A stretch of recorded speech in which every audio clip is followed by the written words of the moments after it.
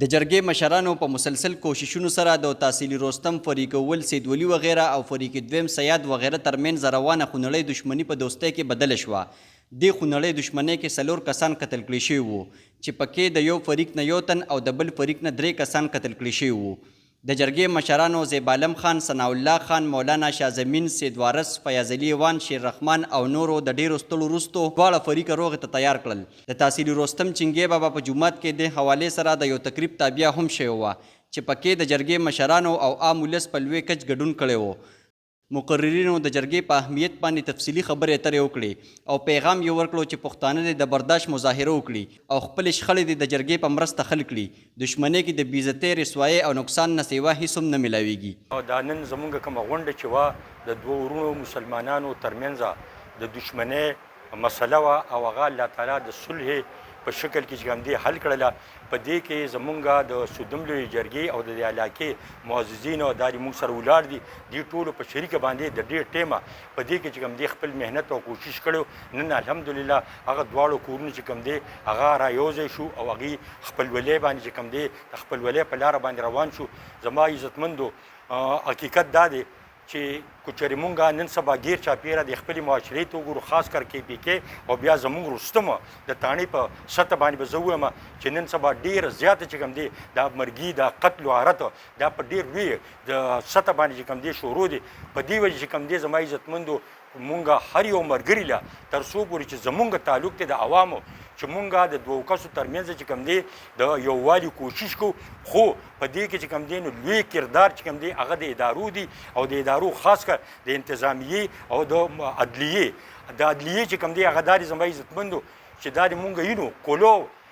مطلب چې کوم مالدار سړی دی، کوم د پیسې مالک دی، هغه ښکاره مرګونه هغه وکړي او په دویمه درېیمه څلورمه ورځ باندې چې کوم دی هغه راځي او هم اکه دښمن ته مخامخ چې کوم دی په لارو په کوڅو کې دننه بار کېږي. نو زما عزتمندو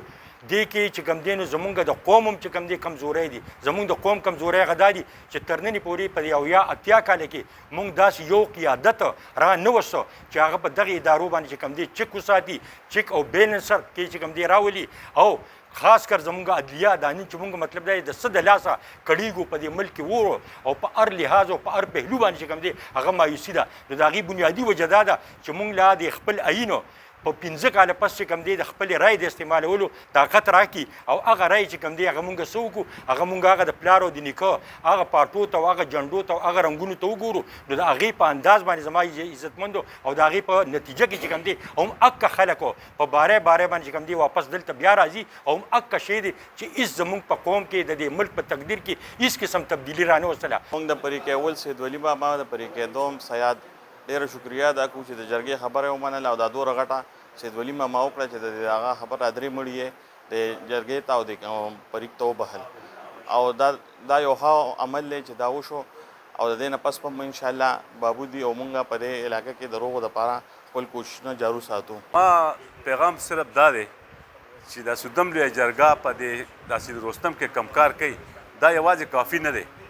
هر سړي له پکار چې هغه د سودم لویه جرګې حصه جوړه شي او د دې سره ملاتړ وکړي چې دا څومره روغ چې کېږي. په دې لږو ورځو کې د سودم لویې جرګې دومره لوی پراګرس وایسته چې تقریبا 70 روغې په دې یو میاشت کې دننه مونږ خپلو ملګرو مختلفو ملګرو کړي دي او په دې کې چې خاص کر زیبالم بابو دی الله والا جنتونه ورکړي، ثناء الله خان او د سره ډېر ملګرتیا کړې ده او نورو ملګرو چې دې کې ملاتړ کړی دی الله دې ټولو له دې اجر ورکړي او دا دواړه فریقه د رونو په شان د تلونکي وخت کې ژوند تېر کړي او سودم لویه جرګه یا سودم یا د سودم د خاورې لپاره موږ ټول له راپاڅېدل غواړي چې د سودم ګلې ګلزار شي او د دې خاورې لپاره موږ څه وکړو. نن په دې چنګې بابا کې د امن یو فضا قایم شوه، د 4 مرګونو دا روغه دي په خیر او عافیت سره وکړه. خو دا یوازې د سودم د لویې جرګې کارکردګي نه ده، زمونږ علماء کرامو له قاضي صاحب دی او شازمین مولوي صاحب دی منان صاحب دی دیل هم دا یو کار پکار دی چې په خطبه کې دی اوس دا ویناګانې وکړي چې کم سړي قتل وکړو نو د هغه په آخرت کې کومه سزا ده. دا سړی به د په اوږه باندې بیا سوري دی به د ځان د څنګه دا اول خو یو سړی خپل د حساب کتاب هغې نه یېرېږي او بیا چې دا مړی په سر زمونږ په علاقه کې ډېر زیات امن و امان حالات خراب صورتحال دی. نو زه خپلو علماو کرامو ته خپل د سودم علاقې چې څومره مشران دي چې دی راپاسې د الله د رضا دپاره چې د چا دښمنۍ دي په دې کې راپاسې بلا خوب بلا لالچ خپل خرچه به کوو انشاءالله تعالی. نو دا راپاسې چې دا دښمنۍ د خلکو ختم شي. ځکه